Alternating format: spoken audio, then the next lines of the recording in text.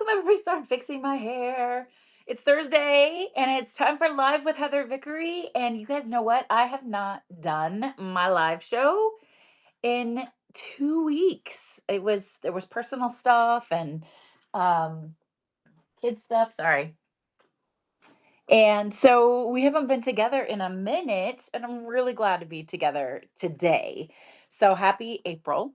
We made it through March, which felt like a blink. We blinked and March was over, and that's the way it happens. My kids just are they're on spring break this week, and I don't know about you, and I don't know if you have kids or not, but for me, it feels like spring break, things just like s- it feels like we've pushed the rock down the mountain. Once you get to spring break, the end of the school year, the summer, it all just flies by once you've hit that spring break point. I'm glad y'all are here. Say hi if you're here. Tell me where you're from, what you're up to, what you're doing today. For those of you who are new, let me just give you a very quick rundown. I'm Heather Vickery. I'm a transformation coach, and I help people go from pressure filled lives to pleasurable ones with more ease so that you can feel like so you can carry more, but feel like you're holding less, which is awesome. I do that mainly through NLP, subconscious reprogramming, human design, and positive psychology. So I host a podcast called Was It Chance? I'm an author, and I'm a transformation coach. And today I want to talk about the high cost of minding everyone else's business because, y'all, this is big business in the social media world. And I have had like a really incredible personal journey with it. Um, as a 1-3 splenic projector in human design, as a trained and certified coach, I know things. And sometimes I know things because I'm trained to know them. And sometimes I know things because I just know them, because I have a good spidey sense, because I'm probably a witch, because my intuition is sharp, like whatever. All of these things are true. However, I don't always need to share what I know. Now, I'm trained. I'm trained to help people. I'm trained to coach and guide and support. There's a whole world of people out there who are not and who think that their opinion is important enough and matters enough to chime in on everybody's business. And it's painful.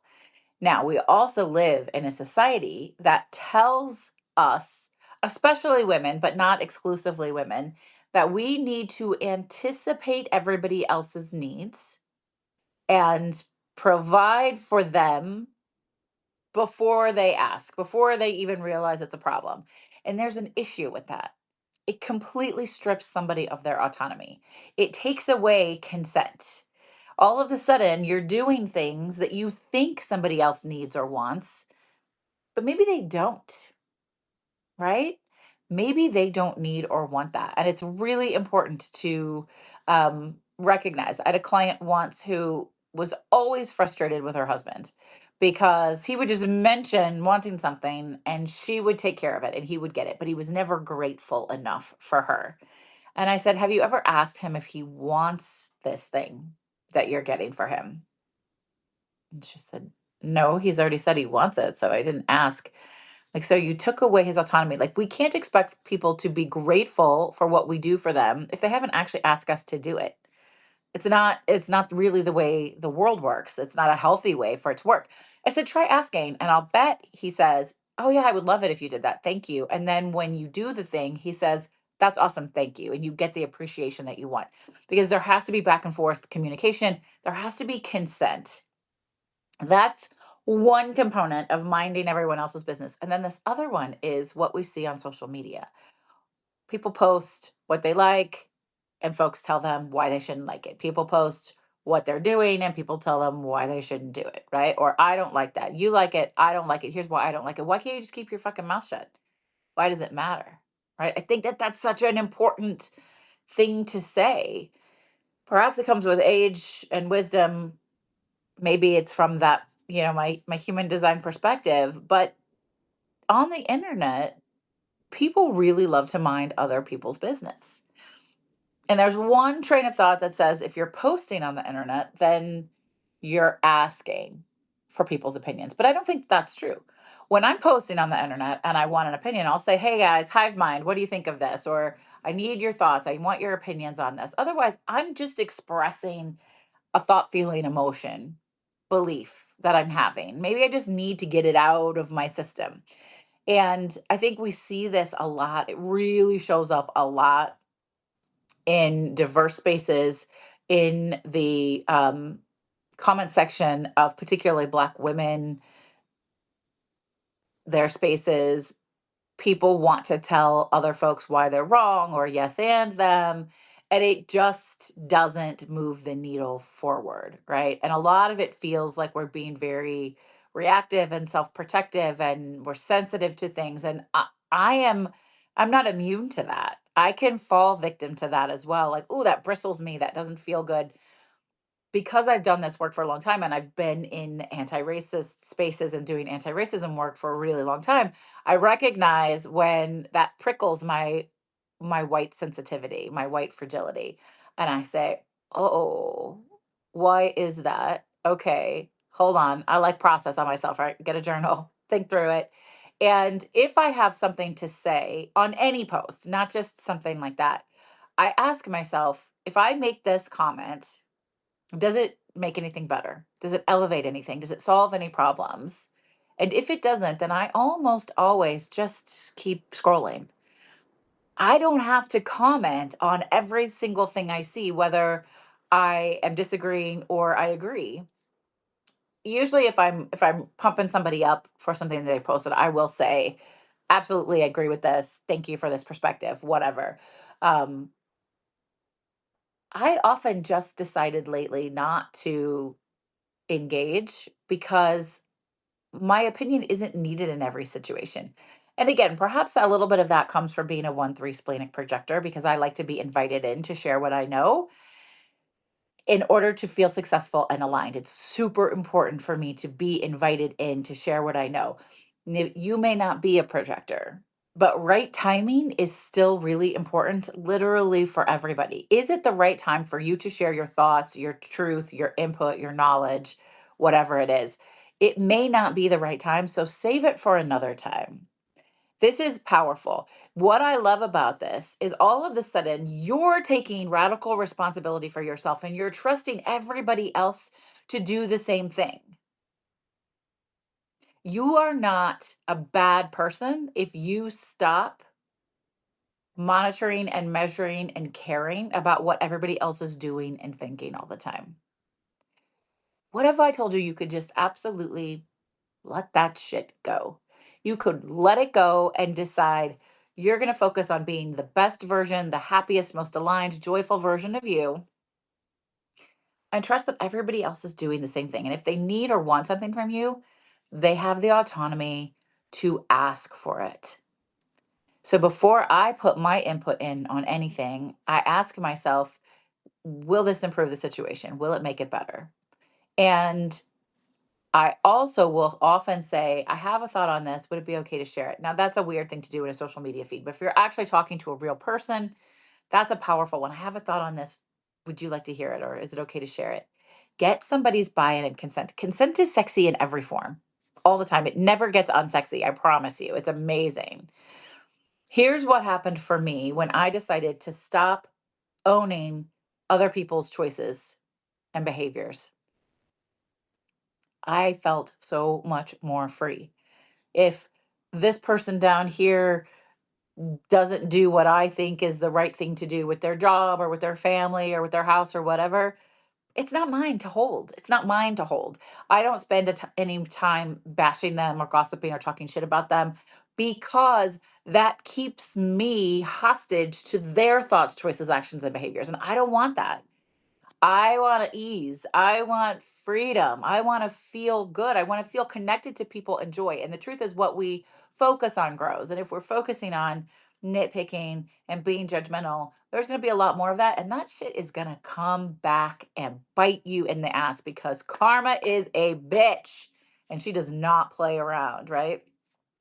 The foundation of this entire concept of um, taking radical responsibility for yourself, minding yourself, and trusting other people to mind themselves, to know what's best for them, is really a core foundation in my ease pathway. And the ease pathway is how I take people from pressure filled lives to pleasurable ones so that they can carry more but feel like they're holding less with ease. Ease is an acronym. We explore. First, we explore. what you actually want, what you actually need, what is it necessary. And then we get into alignment, right? What is for you, what isn't for you? How do you make choices and live in a way that feels good to you? What does alignment feel like to you? What does it feel like in your body? How do you react and behave when you know that you are making aligned decisions and taking intentional aligned action? And then once you have that information, and information is powerful, awareness is the number one key requirement for any change or growth. You have this knowledge, then you can figure out, this is the S and the E's pathway, what you want to shift or simplify so that you can sustain the ease and the alignment, right? And then we get back to that last E, which is um, empowering yourself to really show up, but do it in a way that feels aligned and comfortable and exciting, right? Expand and empower. You're expanding so that you can do that, holding more and feel like you're carrying less because you're making choices that feel good to you in your body. It's really beautiful, powerful stuff. Couple of things around this. So I want to share with you how to kind of lean into that this isn't about me energy and like know when to drop it and walk away instead of inserting ourselves into everything all the time, which is just exhausting. Who has the time or the energy for that? Like the people who do that, and if you're one of them, I love you. It doesn't have to be this hard. Um, they're frustrated and angry and upset all the time about shit that is completely beyond their control, and it's just unnecessary. So I start with a this isn't about me mantra. I have, as of next week, I have 3 teenagers again. I have 4 daughters. I've never had 4 teenagers at the same time, but by the time my youngest is no longer a teenager, I will have had a teenager for 14 years straight. Did not think that through, let's be really clear. They go through big feelings. They go through big emotions. And now, do I fuck up sometimes? Absolutely. I usually just apologize and hope that that blows past. But most of the time, their behavior has nothing to do with me. The way colleagues or other people interact, it usually has nothing to do with me. So I walk around the house all the time going, other people's behavior is not about me. Other people's behavior is not about me. Other people's behavior is not about me, right? This isn't about me, so I'm not going to make it about me. I don't need to insert myself. A way that that has shown up for me my whole life. My mom does this, and I know that I do this or I've done it, and I'm actively, constantly working to be aware of it and shift that behavior when they're shitty, my kids in particular, but also my partner or friends or clients or coworkers or whatever, when they're in a bad mood, I immediately go, "Did I do something wrong? Did I do something to upset you?" That's my mom's move. It drives my kids crazy because most of the time it's not about me. I don't need to insert myself. It doesn't have to be about me. This probably isn't about you either. And it doesn't need to be your job to redirect it unless you have been asked to do so. That's so key. Consent, baby. Consent is so sexy. I also want all of us to pause and audit our entitlement. So you can ask yourself, does this person's choice actually impact my physical safety or my bank account or the physical safety of somebody that I care about? And if the answer is no, y- step away, right? So the entitlement part of that is feeling like what you have to say is so important that you can circumvent somebody else's thoughts, choices, actions, and behaviors.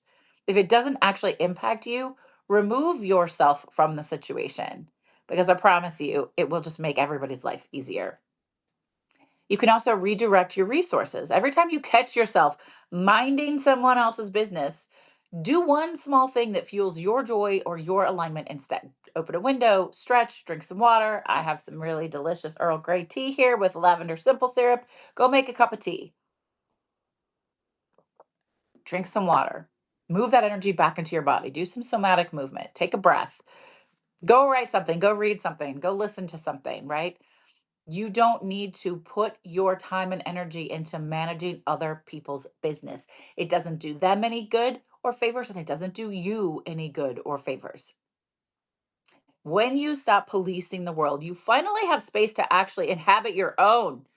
How much of the time are you outsourcing all of your energy by managing everybody around you, or by anticipating their needs, or by being involved in their shit? And so you're not taking care of your own. Doesn't it seem exciting? Can you picture it? Can you imagine it? Like just focusing on inhabiting your own life to the best of your ability. You get to move out of a heavy, stuck space and back into something that feels good. It feels like it's yours. I want that for you. If this is something that you are good at, like drop a comment. I want to hear it. I want to hear all about it. And if you're struggling with it, drop a comment about that or reach out to me privately. There are some wonderful ways that I can support you if you're looking for support. Um, One of those is through, I have human design subliminal audio. So if you know your human design, you already know how powerful and impactful it is. Human design is a modern scientific self discovery system based on several different ancient sciences and philosophies. And it is all about expanding yourself. It's working with who you are and how you're naturally designed and expanding that versus trying to force yourself to be or behave in a way that society has told you to be, or that somebody else has told you you're supposed to be or have to be.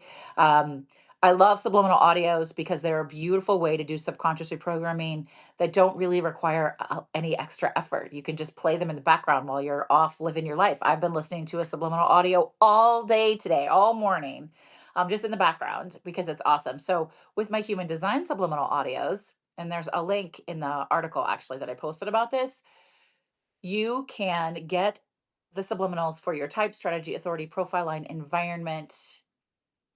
Is that it? Type, strategy, authority, profile line, environment. I think so.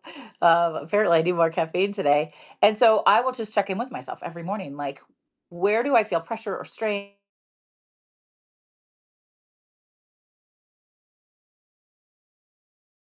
The centers, if they're undefined, they are defined. So you get your type, strategy, authority, profile line, environment, and centers. Okay. So that package is super, super cool. I love that. It's just a really nice, easy way to show up for yourself. And the subliminal audios are just one of my favorite things in the world. I also have the Glimmer Lab. So these are all easy things to do. They're low commitment, low price point, easy ways for you to just nurture yourself and love yourself and focus on growing your own internal joy and alignment and inner peace. The Glimmer Lab is a once a month container designed specifically to help you recalibrate, realign, and reconnect with your inner peace and your expansive joy. So when you come into the space, you can join us for one session. You can buy a bundle of six. You can come whenever it works for you. There's no pressure. You get the replay. There's no membership. And when you come in, we do a somatic drop in and a somatic full body check in and some journal prompts to sort of open up your subconscious mind to this experience. And then I do guided hypnotherapy to help you repattern on what is inner peace for you, what is expansive joy for you. And then from there, we just do a closing conversation. I love the Glimmer Lab. So you can find the links to all of these either in my bio or in the article, literally the high cost of minding everyone else's business. All of this is linked here. And if you want to do more personal one-on-one work, more expansive work, let's have a chat. Sign up for a discovery call. Join me for my Tuesday office hours because I have subconscious shift sessions where we can actually create massive change in one specific area, something that you feel like you want to um, change. You don't want it anymore. You're not willing to accept this one thing anymore. So we do one session or the Mind Shift Mastery or VIP concierge coaching, depending on what your needs are, depending on what you're looking for. I can definitely help you, and I bring in all my tools and resources, which are really fun.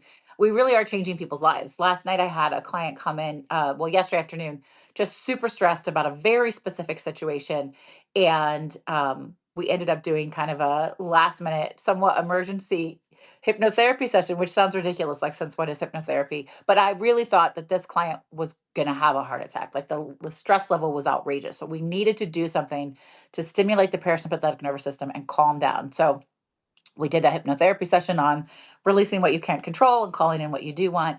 And they were legitimately like 30 minutes later, like their whole body had shifted, their energy had shifted. They had new ideas, new ways to problem solve. And a couple hours later, I got a text that said, "Gosh, I feel so much better. My body is physically more relaxed. I just feel way more calm." These things work. This is not, it's not woo. It's neuroscience. It's really cool shit. So if you're looking for some kind of support, if there's something you want to shift or change in any of those ways, I am here for you. I would love to do it. I'm here almost every Thursday with a live show. Again, I was out the last 2 weeks. Um, but I'm usually here. So what I want to do right now is give you a quick somatic drop-in that you can just sort of check in with yourself, an awareness moment, a reflection prompt for something for you to think about, and then we're going to do a quick EFT tapping meditation together collectively, because EFT tapping is a beautiful way, especially for those of you who um, struggle to meditate. EFT tapping was like my gateway to full on meditation because it's still movement and it's still guided, but it works and it reprograms your subconscious mind in the process. I love it. I love EFT tapping. I do custom EFT tapping with all of my clients. I do EFT tapping for folks in the Spark Collective. I just love it. So the somatic drop-in, you want to make sure that your feet are on the ground. Okay. And I want you to inhale deeply and imagine drawing a circle around your own feet. And as you exhale, I want you to think, this is mine, this is my space. I am safe and I'm powerful right here in my space and in my truth. And feel your feet heavy on the floor and let your shoulders drop down from your ears. And trust that if you take radical responsibility for yourself, other people will do the same. You are not responsible for other people's thoughts, choices, actions, and behaviors. And as you breathe in on that, think about where there's discomfort or pressure or something that is fighting this knowledge, and identify it. And then wherever that feeling is in your body, put your hands into it. Let's just say it's in the chest, but wherever it is, and breathe into it and send it lots of love and let it know it's safe to release, and see if there's a message for you. Check in, right? It's safe to release. And then when it feels good, you can move on. And you can always watch this replay later if you want to and spend more time doing that. You can always do this. It's a great way to take yourself out of a stressful situation. And I want you to now think about some awareness, right? Stop right now and find three things in the room that are shades of maybe gold or yellow. And I don't want you to analyze them. Just let your eyes rest on them and recognize them. The reason I'm sharing this awareness moment is this is something you could do to take yourself out of a stressful situation and into a space of calm and a little bit more creativity and problem solving. That's a great one just to sort of distract you. Or any of you on TikTok, has anybody seen this? This thing where kids are throwing fits and the parents go, "Jessica, Jessica, is that you? Jessica, Jessica?" And the kids are like, "What the fuck is going on?" I even saw one person do it with her husband. That was hilarious. This is the same concept. Stopping and focusing on something else, right? It's distraction. It takes you away from one state of being and into another. And then think about a time where you felt annoyed by a stranger's choices. And I wonder what would happen if you had taken 10 minutes of that mental energy and put them towards something that brings you joy or pleasure instead of focusing on somebody else's business. How would your body feel? How would your jaw feel? Would it be more relaxed? Would your shoulders be lower? Would your heart be racing less? Just think about that, right? Okay. Now, let's do this EFT tapping script. It's going to be quick. If you've never done EFT tapping before, just follow along. I'm going to show you where to tap. You're going to repeat after me, either out loud or in your mind, and hopefully you will feel better in just 5 minutes. But we do longer, stronger, more powerful EFT tapping. I did had a VIP day with a client a couple of weeks ago, and we did 30 minutes of tapping together until she felt completely calibrated. It was really cool stuff. So first thing I want you to do is take a big deep breath in through your nose, out with a sigh. Put your left hand over your heart and your right hand over your left, and repeat after me, either out loud or in your mind. Thank you. I'm sorry. I forgive you. I love you. Okay. Starting on the karate chop point, you can use either hand. This is where we release the ick, the bullshit, the stuff that we don't want. Even though I often make other people's choices my responsibility, I'm deciding to let that go right now. because I deeply and completely love, honor, and accept myself. Even though some part of me believes that caring so much about other people's thoughts, choices, actions, and behaviors makes me a good person, I recognize that that's not really true. Even though I might not know who I am, if I'm not managing everything around me, I deeply and completely love, honor, and accept myself. We move to the eyebrow. You can do one side or the other or both. I've spent so much time carrying what isn't mine. All this energy spent on things that I cannot control. It's exhausting. I am not responsible for other people's choices, actions, and behaviors. I'm letting it go. Side of the eye. I've been so focused on what everyone else is doing. And I thought that made me a good person, but it doesn't. It drains me. It exhausts me. Under the eye. What if I allow people to manage themselves? What if trusting them is actually the kindest thing I can do? What if I focus on me and let other people focus on themselves? Under the nose. Today, I'm releasing the need to fix, monitor, or manage others. It is safe and healthy to just focus on myself and manage myself.